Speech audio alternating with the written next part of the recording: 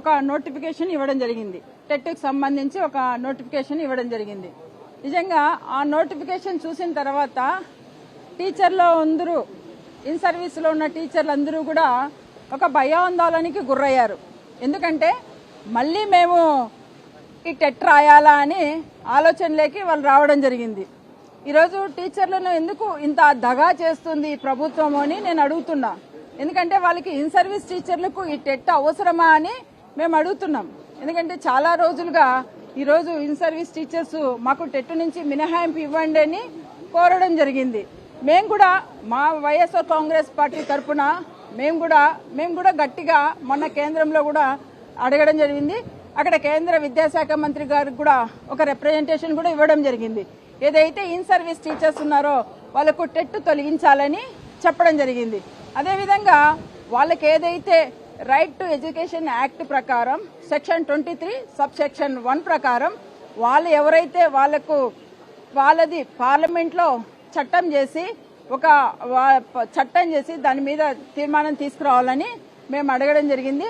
దాంట్లో ఖచ్చితంగా ఆ పార్లమెంట్లో ఖచ్చితంగా దీన్ని సవరణ చేయాలని కోరడం జరిగింది.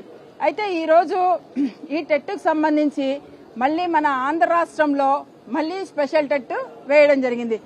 ఇక్కడ విద్యాశాఖ మంత్రి గారిని నేను నేను అడుగుతున్నా, మీరు ఈ కేంద్ర ప్రభుత్వంలో భాగస్వాములు కదా, మీకున్న ఎంపీలతోనే ఈరోజు అక్కడ ప్రభుత్వం కూడా నడుస్తుంది కదా, ఈరోజు మీరు ఎందుకు ఈ టెట్కి సంబంధించి కేంద్ర ప్రభుత్వం మీద ఒత్తిడి తీసుకురాలేకున్నారు అని నేను ఈ విద్యాశాఖ మంత్రి గారిని అడుగుతున్నా. ఎందుకంటే ఈరోజు కూటమిలో కూడా భాగమే కదా. ఈరోజు మీరు ఏదైతే ఈరోజు చెప్తున్నారో, మీరు ఇక్కడ ఆంధ్ర రాష్ట్రంలో మీరు విద్యాశాఖ మంత్రి గారు, అక్కడ మీరు ఎక్కడైనా కూడా కేంద్రం మీద ఖచ్చితంగా ప్రపోజల్ తీసుకురావాలి.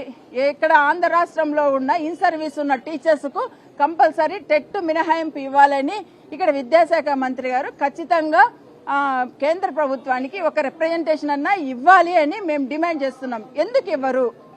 ఎందుకు మీరు ఈ టీచర్స్ గురించి మీరు అసలు ఈ టీచర్ల మీద మీరు ఎందుకు ఈ టీచర్స్ ఇన్ సర్వీస్ టీచర్స్ కు సంబంధించి మీరు ఎందుకు మౌనంగా ఉన్నారు? కేంద్ర ప్రభుత్వం దగ్గరికి మీరు ఎందుకు వెళ్ళట్లేదు?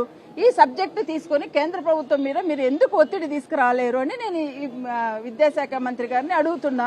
మళ్ళీ ఈరోజు స్పెషల్ టెట్ అని తీసుకురావడం, ఈ స్పెషల్ టెట్ లో కూడా ఇప్పుడు రెగ్యులర్ మొన్న జరిగిన టెట్ కు ఈరోజు జరిగిన స్పెషల్ టెస్ట్ కు పెద్ద డిఫరెన్స్ ఏం లేదు, అసలు డిఫరెన్సే లేదు.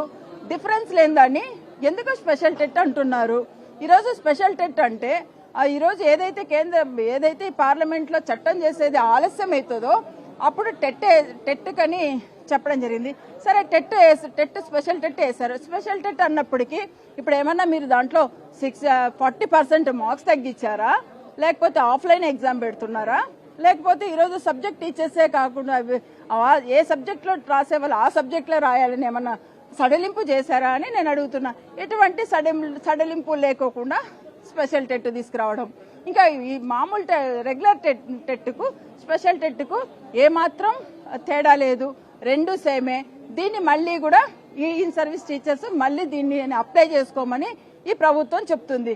అంటే నేను ఈ ప్రభుత్వాన్ని ఒకటే అడుగుతున్నా, మీకు ఎంతో మంది ఉపాధ్యాయ సంఘాలు కానీ మేము అందరూ ఎమ్మెల్సీలు కానీ ఎంపీలు కానీ అందరూ కూడా చాలా మంది ఈరోజు ఇన్ సర్వీస్ టీచర్స్ కు టెట్ మినహాయింపు ఇవ్వండి అని కోరడం జరిగింది. కానీ ఈ ప్రభుత్వం ఎక్కడ కూడా వాటి మీద స్పందించకపోవడం కాక మళ్ళీ ఇప్పుడు ఏం చేస్తున్నారు, ఏదైతే మేము టెట్కు సంబంధించి మేము ఢిల్లీలో మా వైఎస్ఆర్టీఏ నాయకులు అదే ఎస్టీయూ వాళ్ళు వచ్చి అక్కడ కేంద్ర విద్యాశాఖ మంత్రికి ఒక రిప్రజెంటేషన్ ఇస్తే అక్కడ వాళ్ళ టీచర్స్ ను సస్పెండ్ చేయడం, ఆ టీచర్స్ ఏదైతే టీచర్ల కోసం మాట్లాడడానికి వచ్చారో వాళ్ళని ఈ ప్రభుత్వం వాళ్ళని సస్పెండ్ చేయడం నిజంగా ఎంత దారుణమో అని నేను అడుగుతున్నా.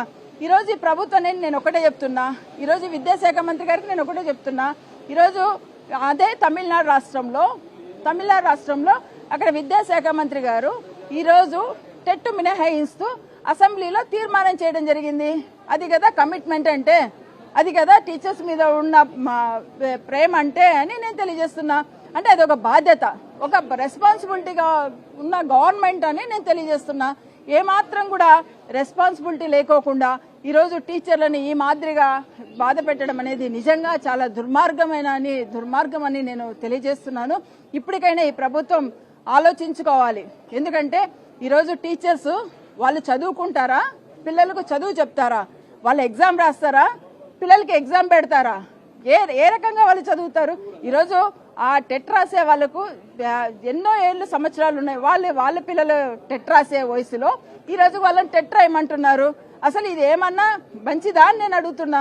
ఈరోజు ఖచ్చితంగా ఈ ఆంధ్ర రాష్ట్రం ఏపీ టెట్ సంబంధించి ఖచ్చితంగా ఈ ప్రభుత్వం సీరియస్ గా తీసుకొని దీని మీద సడలింపు ఇవ్వాలని మేము కోరుతున్నాం.